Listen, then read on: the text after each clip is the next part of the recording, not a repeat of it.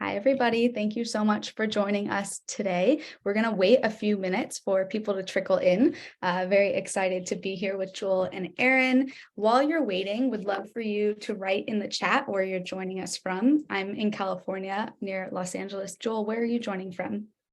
Up in Seattle, Washington, at least this month. Love Seattle, Washington. Aaron, you're on the West Coast too? East Coast, Central Massachusetts. Massachusetts. Yep. Is it getting warm there yet? It's back and forth. It is crucial that it gets warm soon. Listen, California has been more rainy than Seattle this year, so I am ready for the warmth as well. We got people joining from all over, some California, some Virginia, Maryland, Iowa, New York. Meredith is in Columbus, Ohio. Yes, Aaliyah, there will be a recording of this webinar afterwards. Texas, Virginia, love to see it. We have so many families joining us today. Very exciting session about deconstructing college rankings, and we're going to get started in just a minute or two here. Hello, Terry in Pennsylvania. That's someone from Mississippi. Joel, have you ever been to Mississippi? I haven't been to Mississippi. I think I drove through it once. I did a cross-country drive, but we didn't hang out long. Sorry. Sorry, Mississippi. But I see San Bernardino County represented, so give them a shout out to my hometown county. Gotta represent San Bernardino. Oh, Rachel, we're very happy to be here too. Or that you're here, I guess. It works too. All right, we're going to get started. As I said, the recording will be shared after this, so anyone who joins us late will see this. And that is our housekeeping. Please don't forget to check your spam as well. As Meredith is putting in the chat box is just as it sounds, to chat. But if you do have any questions, please put them in the Q&A down below. We will get to as many as possible, so please inundate us with questions throughout. As I mentioned, my name is Nama. I'm the Director of Sales and Marketing here at CollegeWise. I've been in the industry. Next month will be 6 years, and I've worked with students around the world, New Zealand, Singapore, China, and of course the US. So before we begin, a little bit about CollegeWise for those of you who are unfamiliar. We have been in business for 24 years, and we are the leading college counseling company in the US. We were also the first one ever established, so very proud of that. No one can take that away from us. So we've been in business for quite some time. Next slide, please, Joel. Thanks. On top of that, as we were the first, we also have unmatched expertise. So between our counselors, we have over 500 years of combined admissions expertise. We also have over 150 dedicated college counselors on staff and 50 plus tutors that we support. So in those 24 years, we've helped over 26,000 students. I know a lot of you on the call right now, maybe this is your first child that's going through this, maybe it's your second. I'm pretty sure it's not your 26,000th child going through this process. We do this every single day and are really up to date with everything that's going on. Next slide, please. Thank you.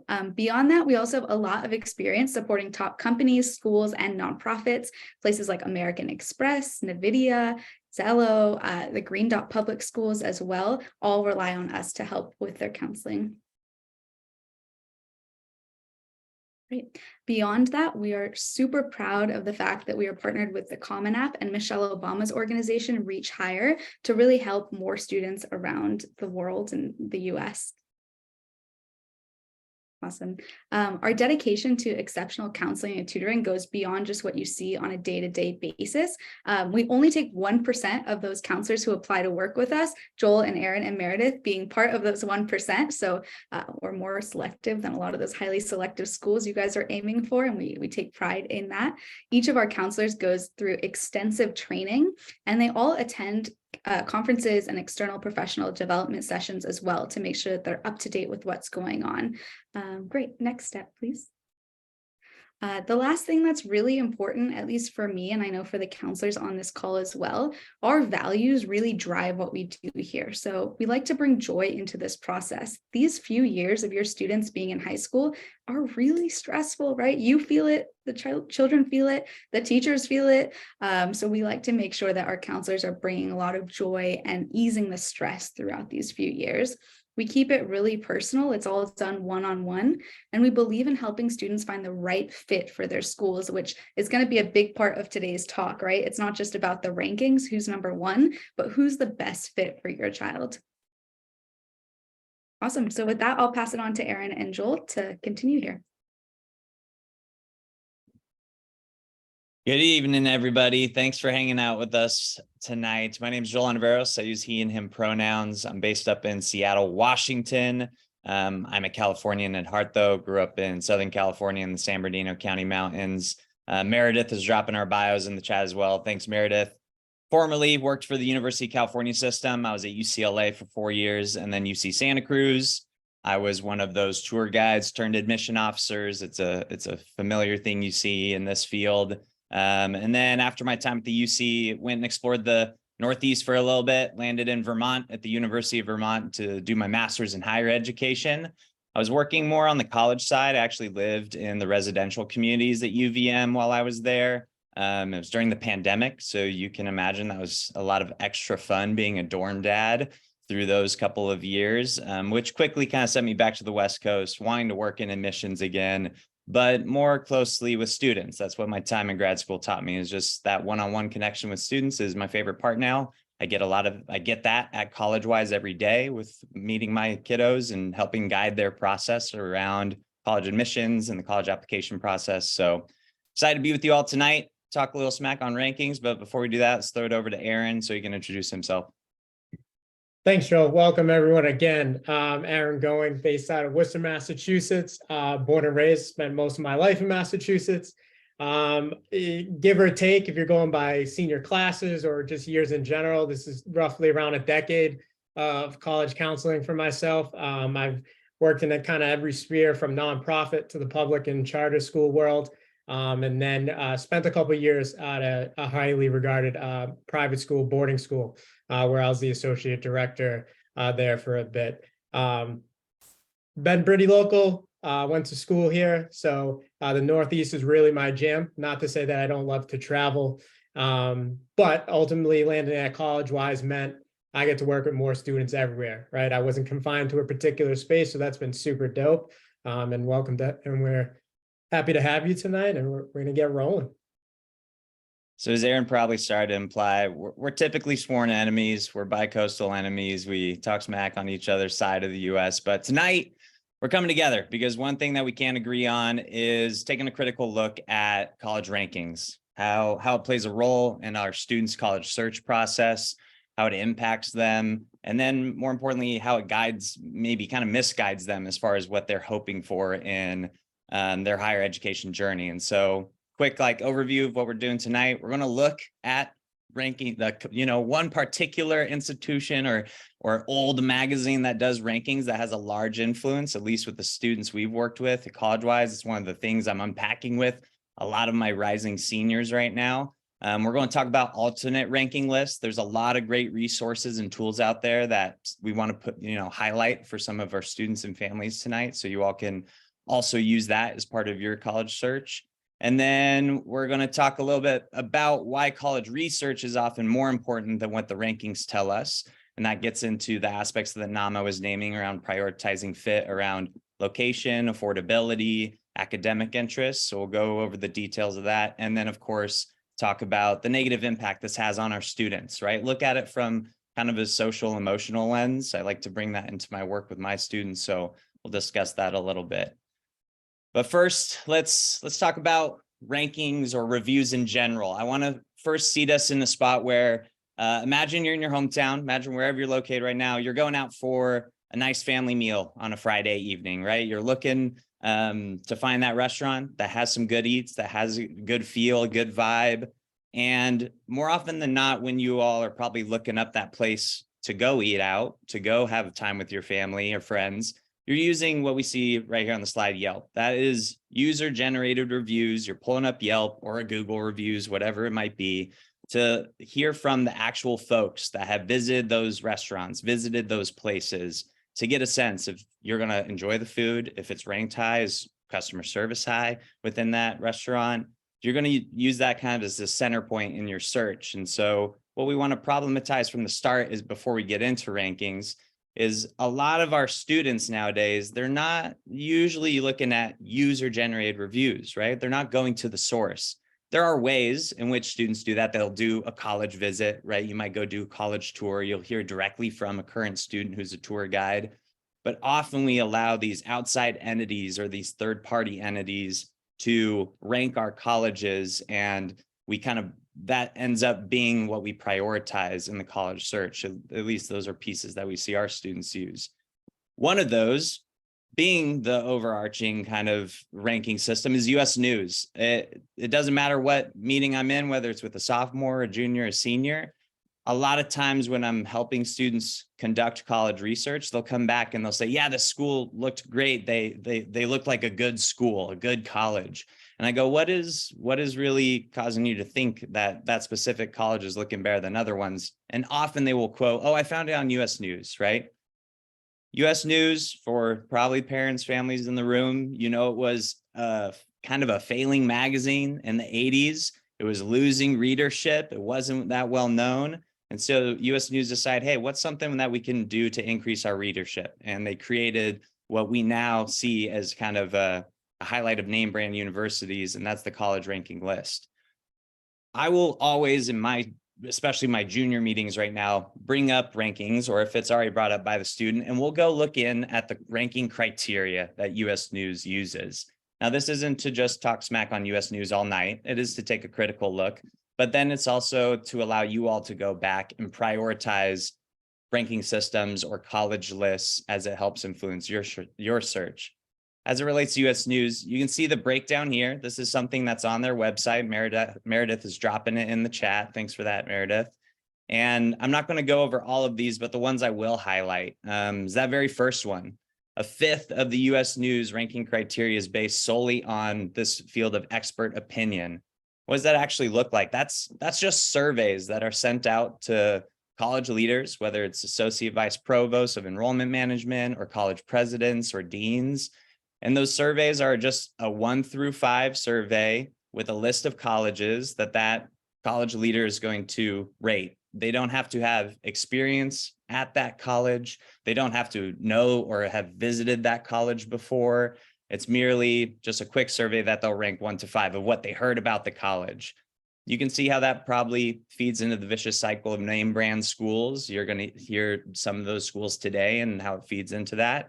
But that I will always kind of open up that criteria with my students and say, hey, imagine you're sitting in your science class in high school and you get that syllabus and you get the breakdown of, hey, my exams, my homework, it's going to, this percent is going to contribute towards my grade. But imagine that 20% of your grade, students, was based on just what your peers in the class think you should be getting as a grade in that course. Not the best judge of obviously getting a grade in a class. That usually my students will say, yeah, it doesn't vibe with me. I don't want to just, I want to work hard and do well in the course, and that should be a determinant of my grade. And we can see why that has a kind of a bit of an influence on US News rankings.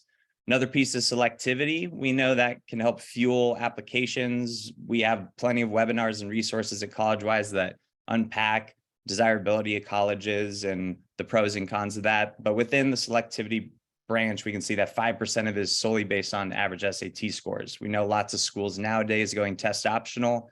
How valid is that of a point to lean on as it relates to rankings? So Meredith put that link in there. Take a deeper dive. There's tons of different ways to look critically at that criteria. And just for families and students in the room, really just judge whether or not you want to actually lean on whether it's US News or parts of these rankings for part of your college search and research process. Alternate ranking lists are some of the ones you see on the screen. I'm helping a lot of seniors right now. We all are at CollegeWise, making those final college choices. They've got about 5 days until the May 1st deadline. And oftentimes I'll have a student come back and say, hey, I've got these school options. Which one do you think is the best for, let's say, engineering? One of the students I'm helping right now, we're having that conversation, and the thing we're starting to break down is, what are they prioritizing when they think about their academic experience at that school? Is it how much interaction they're going to get with a faculty member in their classes? Maybe that allows us to lean a little bit more on smaller schools. Maybe it's taking, a critical look at what do research opportunities look like for undergraduates? Are there counselors on that campus that help those students get research opportunities early in their undergraduate years? And so one of the rankings that I've used with students is from the National Science Foundation. They have a research and development expenditure chart that shows all the federal funding that's provided to certain institutions across the continental US. Meredith has also dropped that in the chat.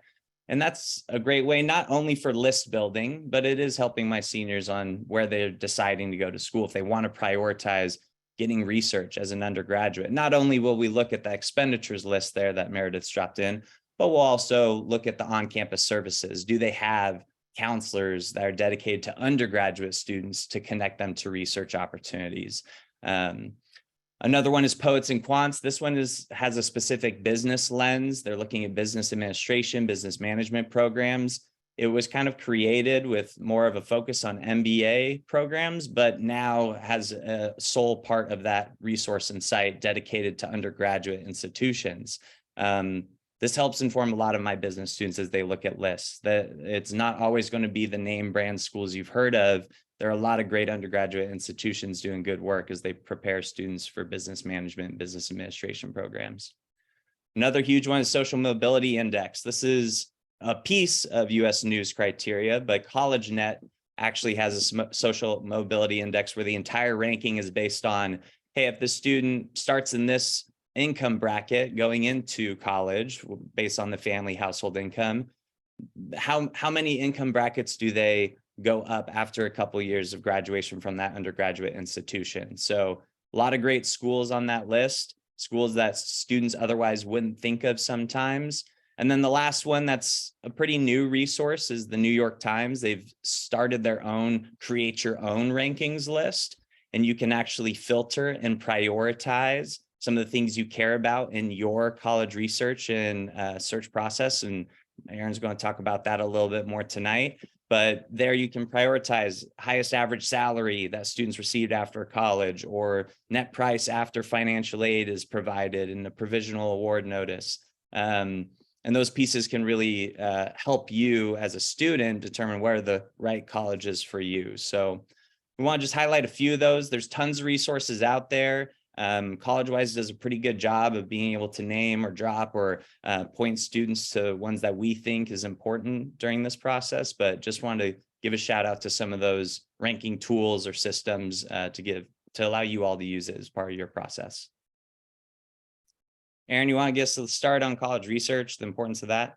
Absolutely. And thanks for that, Joel. And I think you come to one common conclusion when we talk about some of these rankings that Joel mentioned that aren't necessarily invested in the student, but from experts, right?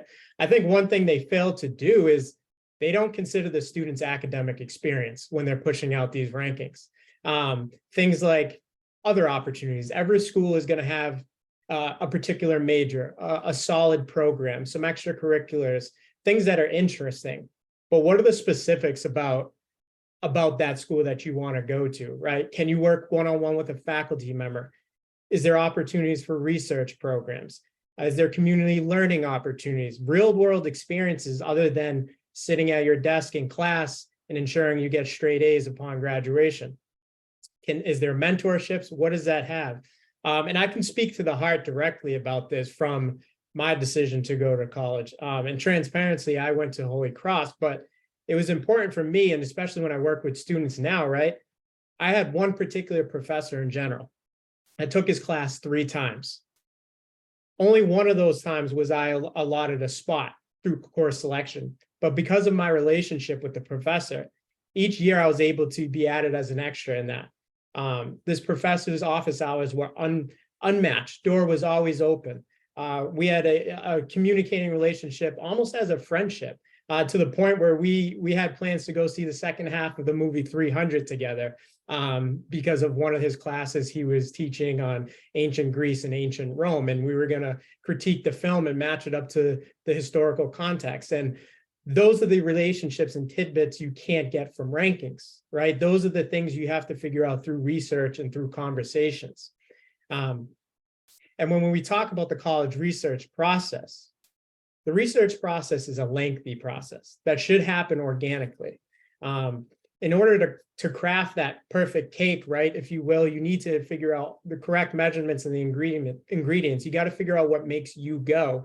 It is obviously important that you pick a particular program, that you're happy studying what you want to study, but there's so many more things that go into that 4-year experience, especially considering the cost of colleges nowadays, whether you're getting financial aid or not. You want to make sure it's the right investment. So when you're going through the college research process, it shouldn't be just about selectivity, right? You shouldn't take your entire hard working, well-earned, solid high school performance and stuff yourself into a box or a number to fit yourself within those rankings. Am I good enough for those things? Does it make sense for me to go there? Look at the small things. I love the research process with students, and I'm sure Joel can echo some of the same things. Yeah, we look at all the major stuff and we go through the co-op opportunities and we go through the different departments and the concentrations and all of those things that make up. But what about the other things that make you go? What are some of the things that you can make up for that you didn't have in your high school, right? Does the school honor, seems silly, but does the school honor dietary restrictions where you'll be able to thrive and eat and be the human-like person that you are? Do you feel safe on campus? Is the location desirable? And what are the other things that you enjoy? Do you like to play music? Is there a music club down the street where you can practice? Is there an open mic opportunity in that city or that town where you can, practice open poetry or those musical notes or everything like that? All of those things, we would argue, are just as important as seeking that degree. But again, those things aren't going to flex out or show their muscle in the college rankings necessarily. And that's why Joel pointed to some alternative rankings where you can see some of those more transparent lists and reviews. Reading student reviews is a great tool. Can you talk to a student at the school? Do you have an older sibling or a friend where you can go stay a couple nights? Can you walk around campus? Can you just blend in for a little bit? That is really kind of the beef of the research process, taking the virtual tours and taking the time to pick apart this list. And that's really what it's all about for that process. And unfortunately, when the college research process is not handled with care, or maybe there is a hyper focus on college rankings, it can have a negative impact on that experience in terms of what's coming down the road for your college admissions experience. Joel, could you hit the next slide? Awesome, thank you. So in terms of the student experience, it really wholeheartedly breaks my heart when a student becomes so hyper-focused on that top 50, right? And despite their outstanding achievements, regardless of your GPA, I don't care if you're a 4.5 or you're a 3.1 or whatever you may be, there is always a college for you that makes sense, and it doesn't necessarily lie within those top 50. Maybe it's not even the quote unquote top 100 if we're going by those rankings. But the focus should be on fit. Do you feel whole at that institution you're at? And that's really where we want to get down to at a baseline. In no way, shape, or form, when I'm working with students, and I have this conversation all the time, the student should not reduce themselves to that list, as I mentioned, to a number, to trying to fit themselves into an institution they think makes sense.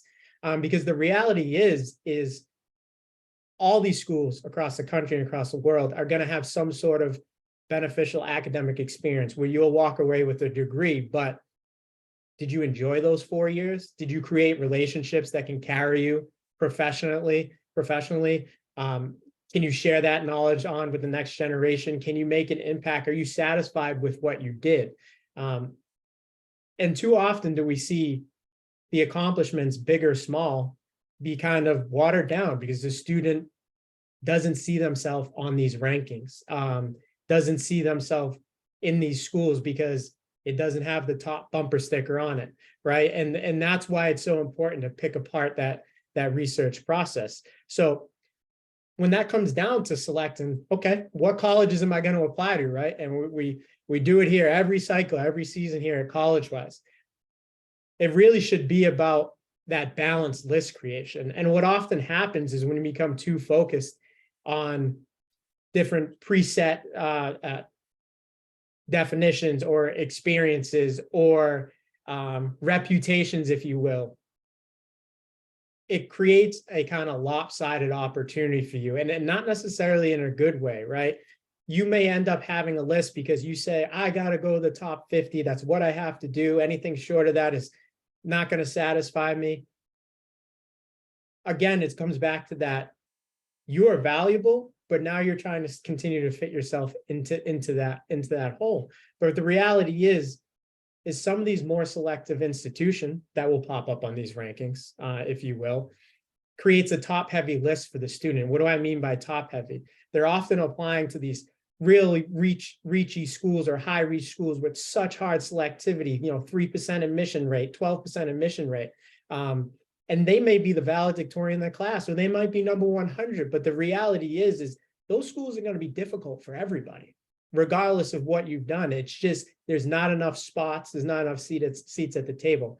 I always like to draw it back, if Harvard University, if you will, didn't have a class around 700 or whatever it may be, if they had classes of 3,000 to 4,000 undergraduates per grade, a lot of people would be going to Harvard that are more than qualified. A lot of students would have other learning opportunities, but the seats are just not there. The selectivity is just too heavy at this point, and it's only going to continue to climb. So what often ends up happening, right, is you have a student who, I'll be working with a student and they'll apply to 7 or 8 reach schools, and that's fine. They can do that. That is their choice. But then what ends up happening is their list grows to 20 to 25 schools, because they think, oh, the more applications I throw out, the more chances I have to be accepted. Almost like you're buying more lottery tickets, like Powerball, right? Like you're trying to win it big. But the reality is every school has their own lottery. So you're just buying a bunch of different tickets, but you're not putting yourself in a better place. To have a school list of 8 or 12 is a nice round number. You'll see pop up a lot of college-wise, and to invest the time and energy into those 8 to 12 schools, maybe even a couple more, you will have that balanced list of opportunities, so that when you reach spring of your senior year, you're sitting back and you're like, okay, I really know about this school. I really love this school. I didn't get into my top choice school, but my fallback option, I love just as much. And that's what we want to hear from the students when it's all said and done. And make your decision process easy, right? If you get into 40 schools because you panicked and you ripped off a bunch of applications, now you're sitting there like, okay, let me decide through these 40. I only really know about 20 of them because I tacked on the 3 from Arizona just because, and then I applied to one in Boston because I thought it made sense at the time. You're just going to be sitting there kind of pulling your hair out, trying to, asking your parents, asking your friends, where should I go? I don't know where to go. Because maybe the college research process was only surface level for that, right? And really in this day and age too, and Joel will speak to this in a second, I'll hand it off, is we live in a media-driven world, right? Social media. And that social media impact is seen every day. It's driving competition upwards, and it's causing massive stress across the students applying to colleges. So Joel, why don't you dive into a little bit more about that social media piece? Yeah, I use social media as the center point, but all the details that Aaron is talking about, y'all, what I think about is student mental health and wellness, right? It's the reason Aaron and I work college-wise, most of our counselors do, is we want to take stress as much as possible out of this process. And so when it comes to college list building, that can show up in our job of, hey, yeah, you don't need to apply to the 2025 schools, right? Let's cut down that list. Yes, you should apply for reaches. A part of this process is you're not going to get in everywhere. It's something that is sometimes for students, the first time they're told no, but that brings its own form of like resiliency in our students and a learning opportunity that they're then going to take to those institutions they might attend, right? But the social media aspect, we have our students go utilize many different tools around research. We saw that on the previous slide. One that I know a ton of students lean on nowadays is social media, whether it's TikTok, whether it's Instagram, whether it's vlogs and YouTube. And I love asking when my students are utilizing those resources, because I go, hey, what did you watch? Tell me what you're consuming, because I want to be in the know. I want to see what students are utilizing these days. One of the more recent examples I saw was like a day in the life video on YouTube, right? From a UC Santa Barbara student. It starts off waking up. It's beautiful. It's California sunshine, which Santa Barbara has like the most temperate weather all year. We could look at that critically. The student goes surfing in the morning, right? They spend their day meeting friends at the beach. Then they go back to the dorms. They get a meal. They hang out. Then they go to their music, the band they're associated with. They play guitar in this local band. They do shows for some of the coffee shops in the area sometimes. And then the student, ends up studying a little bit, going to sleep. I laughed at that video when the student shared with me. It's like that student didn't go to class the whole time, right? Like that wasn't part of the vlog, right? And maybe the TikTok or the Instagram reels that students are watching. And all of this alludes back to what Aaron was naming. It's the 80-20 rule. It's something I used in my student affairs work when I was up at UVM at the University of Vermont. The 80-20 rule is 80% of your students' time in college is spent outside of the classroom, right? So that's all the pieces that Aaron is talking about around finding what are the needs that you want, what are the wants that you're hoping for as part of your college experience. We know the focus is to go and get that degree and to get a job or apply to postgraduate opportunities. We know academics needs to be at the forefront of this college search process, but often we assume the name brand schools, the highly competitive schools, that we assume they are the best at that academic piece. Well, that's still only 20% of your students' time in college. And so I think college-wise counselors, we do our best to make the 80% a known part of this process ahead of time so that it helps with list building. It helps in terms of, yes, balancing that list of reach, target, and likely. And then most importantly, getting schools on the list that we know your students would be happy at, right? That's always the priority for me, any counselor here. So social media has its way with college research. We could dive even deeper into how it continues to cause negative mental health in our youth, and especially through college.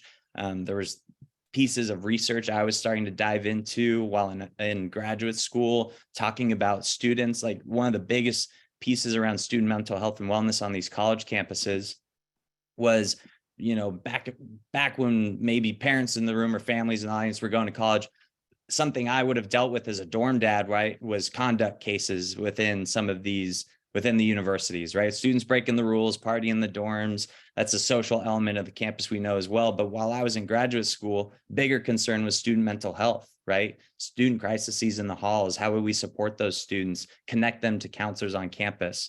So we're naming all of that really early in this process. It's not to frighten you about higher ed. We know higher ed is the journey and the big learning opportunity for a lot of students to become the young adults that they'll grow up to be. But we want to name those dynamics now because it does start now as you start to list build and start to think about your students' future. Cool. All right. That's a lot of Aaron and I's kind of rant and focus and the things that we're noticing as we're supporting students in this process. We're going to bring Nama back just for a little bit, talk through a couple of our services, and then we want to make sure to get to y'all's questions that you've started to put into the Q&A. Before Nama starts, we see the chat livening up. Thank you for that. If you do have questions, please throw it in the Q&A section on your Zoom bar. Awesome. Thank you so much, Joel and Aaron. I think this is so informative and people don't talk about it enough. So this is really important for us to have these conversations around what do these rankings actually mean? What do they mean in general? And what do they mean for each of the students? As both of you said, we're going to do Q&A right after this, but I did want to get into a little bit more about what CollegeWise does, because we have these amazing CollegeWise counselors here. So it's important for us to talk about that as well. So we really run the full spectrum, right? It's not just helping with application strategy, but it's also essay support, project management, tutoring, and test prep. Joel, if you go to the next slide. Awesome. So this is kind of what that student journey looks like. Obviously, you won't register on a landing page. We'll have a link here for you, which Meredith will drop in a little bit. But then the student gets access to many resources. They'll meet with their expert counselor. Depending on what year the student is in, that cadence varies. They'll do one-on-one meetings and progress reports through our system called WiserNet. They're frequently tailored events, application preparation, and of course, at the end, hitting submit and making decisions. We work with students from all ages and all grades. Earlier on a webinar tonight, I had someone ask, what's the ideal time to start with college-wise? Honestly, there is no ideal time, but what we do see happen is students who join us at the end of junior year or at the beginning of senior year, they have to treat this process as a marathon as a sprint as opposed to a marathon, right? They have all these things to mesh into a small amount of time. So we have students who start with us at the end of 8th grade, beginning of 9th grade, and the counselors are really able to help them explore their interests. So it's not just about, oh, how do you get into XYZ school, but it's really about what are you interested in? What are you spending your time on? What are you learning that you don't like? Because that's just as important, right? How are you learning to fail? I'm sure Joel and Meredith and Aaron will tell you that a lot of the essays that they see that are awesome are the essays about when students didn't do so well, right? It's not about presenting this perfect picture to the college admissions office, but it's really about presenting who you are. How do you know who you are when you're 18 or 17? It's a really hard question to answer, even for us that are way past that age. But it does take a lot of exploration. Planning backwards, right? If you know your student wants to be a computer engineer or a doctor or a lawyer or an artist, what kind of courses should they be taking in high school? What does that course projection look like? What do the summers look like? How do they have time to still be kids and have fun with their friends? That's super, super important as well. So really making sure that we are spending time with the student and they have someone to count on. So often I speak to parents and they say, oh, I want to help my student with this, but they don't really want to listen to me about this, or they don't really want to listen to their teachers about this, right? So having that extra set of helping hands that they really view as a mentor is so helpful to keep them calm throughout this really stressful time period. Next step, please. And yeah, as I said, like we're with you till the end. Here's a kind of funny picture of one of our counselors, Joe, who helped his student. They submitted their application and everyone is super excited. Now the nerves set in. So what's next? But this is what our counselors are here for all of those exciting moments as well as the tough ones. So we are very student success driven. We have 97% of our students admitted to one of their top 2 schools. 9 out of 10 families recommend CollegeWise to their friends and family. This is super, super important, right? If we weren't doing a good job, no one would recommend us. But we really take the time to match all of our families with the right fit of counselor and really listen to their needs. At the end of the day, this is a relationship. So we take feedback, we want feedback, and we want to make sure that this is the best experience for your family as well. And on average, our students make about $135,000 in their financial aid offers too. Yeah, next slide, please. Thanks, Joel. So how does this work, right? So we first will want you to respond to our poll, but in a moment when we launch that. So our expert program advisors are always here to help. We have so many questions in the chat and everyone's situation is unique. We want to make sure that you guys are finding the best information for your family. I don't know how many times you've Googled questions you've had around the admissions process and found multiple different answers with things like COVID going on, with testing changing every other week, it feels like, the Supreme Court case coming up, admissions rates. There's so much to understand and all of your situations are unique. So in these sessions, they're one-on-one sessions just with your family and the program advisor. They're about 45 minutes to an hour, completely complimentary. And in that, you'll discuss your academics, extracurriculars, university goals, as well as how CollegeWise can help and what that looks like. So our comprehensive packages, they range from about $5,000 to $30,000 plus, but we're really dedicated to helping all families and can definitely build custom packages to ensure your family gets the support they're looking for on a budget that makes sense for you.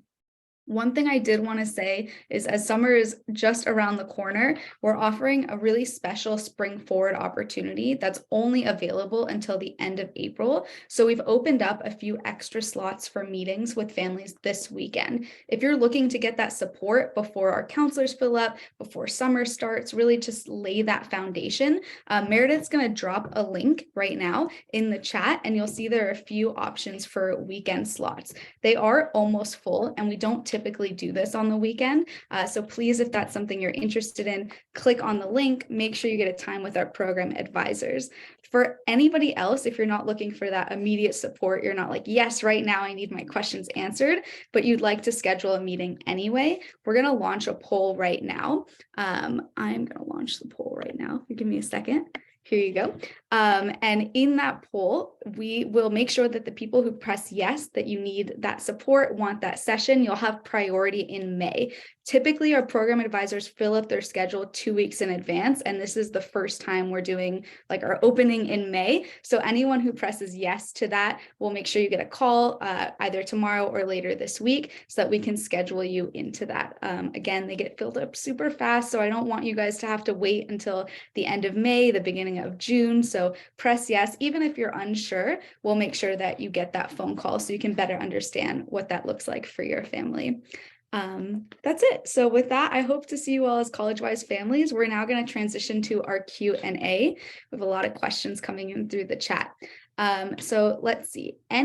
Mary Bill wants to know any sites or sources you would recommend where we could get fairly objective reviews from students who've actually attended the school and could give their firsthand experience of attending, like Niche or College Confidential.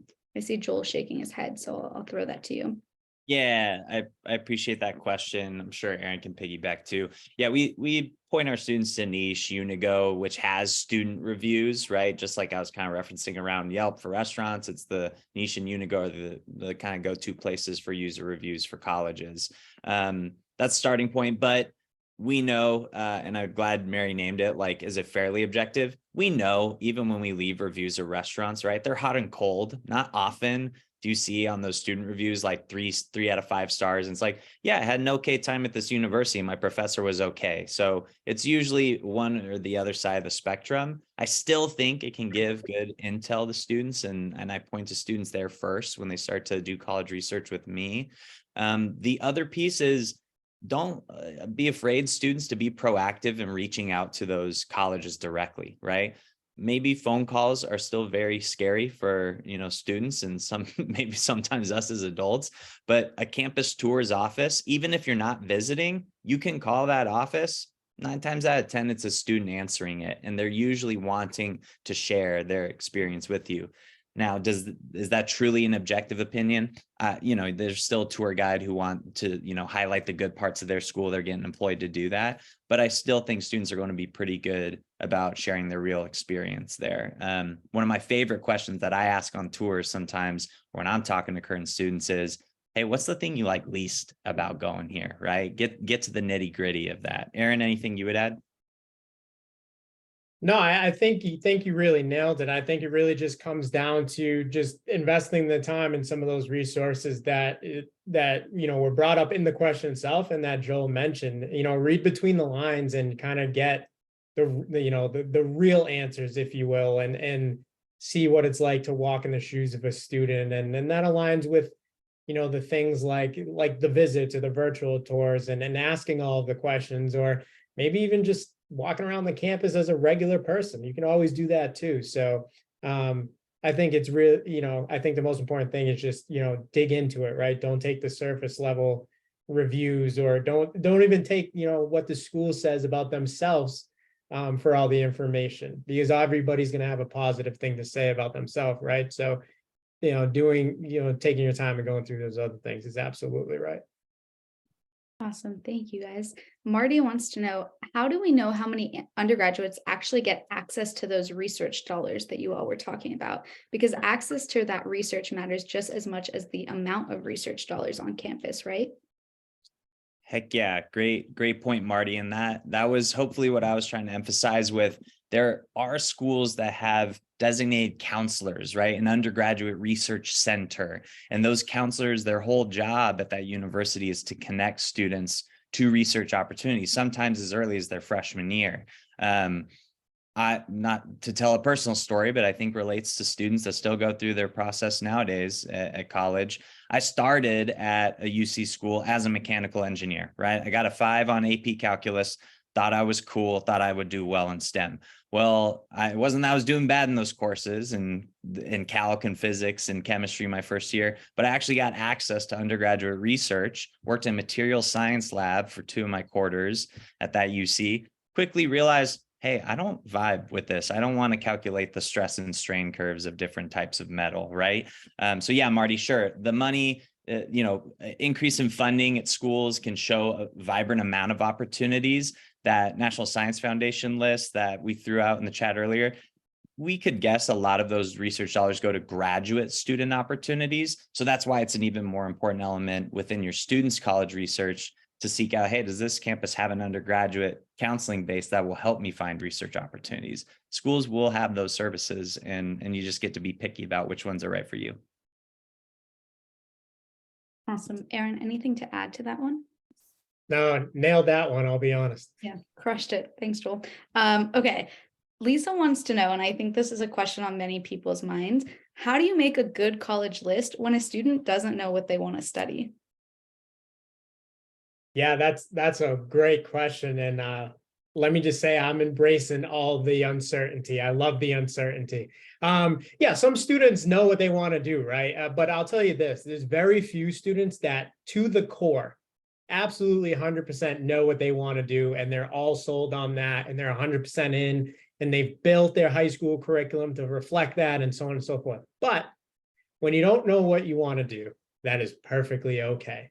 So when it comes to building a college list, right, it is investing in all of those things that we spoke about in the presentation.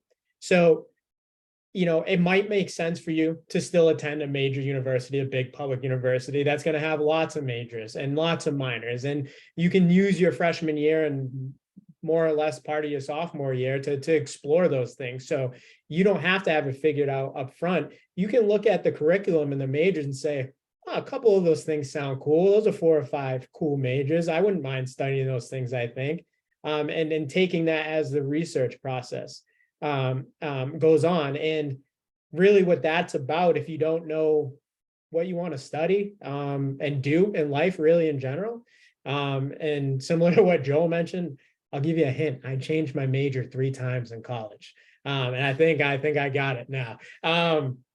But no, in all seriousness, invest time in those other places, right? Like, what is there to do for fun on campus? Seriously, what is the housing experience like there? What kind of additional programs do they have in research opportunities and co-ops and opportunities to work and professor in general? Do they have those opportunities? What's the cafeteria and food like? Is it good? Are you a foodie? Do they have restaurants downtown? All of those things matter. And you might say, like, if I'm paying, thousands of dollars like that, why would my student be worried about what restaurants are nearby? It's just a quality of life thing. And that's really what's important, is that student going to have a quality experience. So when it comes down to making a good college list, finally, I would point back to making sure you have balance in that list if you don't know what you want to do either. Have a couple reach schools, have a couple target schools that could go either way, but have some fallback options, maybe a close in-state opportunity that you do 1 or 2 years at, or maybe that's your home for the next 4 years. But I think being realistic with yourself in terms of what you like and you don't like, and writing those things down is how you create a college list when you don't know what you want to do. It's what else makes you kind of go. So. Awesome. We have time for just a few more here. How about, let's see, do you guys see any that you really want to answer? Oh, do you think asking alumni from my high school about their college experience is a good idea and good sources of information? That's a great question. Yeah. And then actually, Aaron, I think you'll have insight from like a school counselor lens, because I don't have that lens. But yeah, if you have, upperclassmen peers that you're still connected with that are attending those schools, reach out to them. They're going to give you their unfiltered opinion, right? I think that can be a helpful source. I'll also name, though, and maybe this is an important aspect when we talk about list building, every student's different, right? Like if you don't know that student well, or you had a very different priorities than them or different values, then obviously they're going to have a different take on how their college experience is. But that's true of any student you might talk to at a college, right? Another source that or not another source, but another tool that I'll point students to that we didn't name earlier within college research is just hitting up student newspapers, right? Go online, search any college or university in their student newspaper. Those are student ran, student led undergraduate publications, and they are given kind of the unbridled truth of the college environment at their school. So can give you the highlights. It can give you the cons of that campus. So if you don't have, recent alum from your high school that are attending certain colleges you're looking at, go access those student newspapers because they're going to show you the divvy of what's going on in those campuses. I am seeing a lot of questions coming through about financial aid. I will say that at the end of May, we're going to have a financial aid webinar specifically about this. When's FAFSA coming out? How do you find out which schools offer the most financial aid? So keep a lookout for that. We have a financial aid specialist on staff. So we'll keep that for the May webinar. Another good question. When you choose a school, is general ranking more important or specific major ranking more important? Yeah, that's a great question. I think my baseline answer to this, and Joel might feel similar to that, is my advice is when you start when you're choosing, if you're choosing a school because you've already got into it, I think that's one thing. I honestly think it comes down to, again, those other factors, right? And I think because the rankings, if a school is ranked, to be honest, in my wholehearted professional opinion, the difference between an engineering ranking that's maybe 10 and your other school that's 19, again, what goes into those rankings? Who's deciding that? I don't think it's that big of a deal. I think it comes back to your heart. Where do you feel like you want to put your energy for the next 4 years? So my advice is when you're choosing that school would not start with the ranking at all. Start about start with the X's and O's. Start about what drew you there. Start with what drew you there in the first place. And I know that keeps coming back to the same theme, but that is an important factor, is who are you as a person, and does it make sense for you to go there? Because if you are an ambitious student and you've done the work to apply, I can guarantee you will succeed, whether that school is ranked number 10 generally or specific, or if it's ranked number 20. But Joel, anything to add on that? Yeah, it's just the bigger idea around, I don't think there's any one school that's best at everything, right? A lot of folks, my experience is seeded in the UC, right? And I have a handful of students interested in business administration programs. They look still to the UCLAs and the Berkeleys, but guess what? The only two UCs that have business administration for undergraduates is UC Irvine and UC Riverside, right? Riverside's got a cool program that you can do, like a 5-6 year program, and it includes your MBA. That's unique to that UC. That can inform a search process. Sometimes it's just based on offerings, but it's really just to unpack. I doubt there's one school that is the best at everything. It doesn't matter who's on that number one of US News. If you dive deep into the academic profile or the offerings or the connection with faculty, they're not going to be number one at everything. So don't let that inform your search. Awesome. Very good. I think you guys are going to love this question. Are smaller or lesser known or unknown schools worth it? It seems ignoring rankings may backfire too. Lots of colleges seem mediocre. Which factors do you specifically recommend? Love that question. So I think in this sense, I think there's some truth to this question too, right? When you say mediocre or lesser known or whatever category you want to put on a particular college, I think if you have some general concerns about the lesser known, right? They're not flashy. They're not all over ESPN or throughout the US News or in the public eye. I think you can look at things like graduation and retention rate. How many students are succeeding through the 4 years at the school? Are they losing a lot of transfers? Are students dropping out because they're struggling? What are their facilities like? Are they putting money back into their school? Things like that. So I think when it comes to weeding out, I think that's a fair look. You don't want to put your student in a school that has a graduation rate of, sub 50% or something like that, to throw a number out there. So that's some fair concern around that. But when it comes to the lesser known schools, it just goes back to peeling back those layers. And one just quick story to throw in there is I had the privilege of working in my former job that they didn't rank, but the number 1 and number 2 students in the class, if you will. And between the both of them, very bright, they applied to a combined 3 Ivies. That's it. And which was mind blowing, but I was in the back cheering as loud as can be because they just invested in what they wanted for an experience. One of my students said, I spent 4 years at this school working my tail off and doing nothing but studying. And I want life when I go to college. And I know I will still succeed because I'm going to work hard, but I want to become a person. I want to fill out, I want to grow. Right. So that lesser known school, or the school you perceive as lesser known, that might be the gem for them. So, I mean, those are just some small numbers to look at, Joel. Yeah, I think schools will surprise you too, right? I told y'all I went to the Northeast University of Vermont. I've always enjoyed big school environments. That's just been part of my career and part of my college search. But one of the schools over there in Burlington that I was able to do an internship at during my grad program was Champlain College. To just give them a shout out. They're a school I did not know about on the West Coast, very tiny, very unique.